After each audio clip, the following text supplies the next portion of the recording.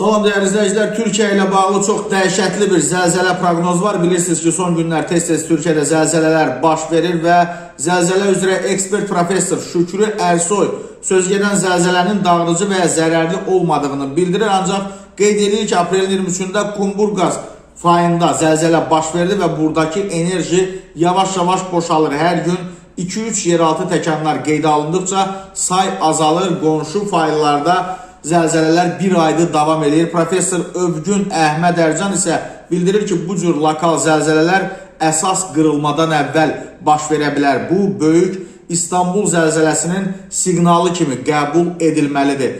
Geolog Cəlal Şengör də oxşar düşüncədədir və qeyd edir ki, əgər yenə 6.2 bar gücündə zəlzələ olarsa, bu İstanbulda gözlənilən böyük zəlzələyə işarədir. Seismolog Naci Görür isə vurğulayır ki, son hadisə Kumburgaz fayında baş verib və ümumiyyətlə ekspertlər Mərmərə dənizindəki qırılma xəttlərinin aktiv olduğunu vurğulayırlar.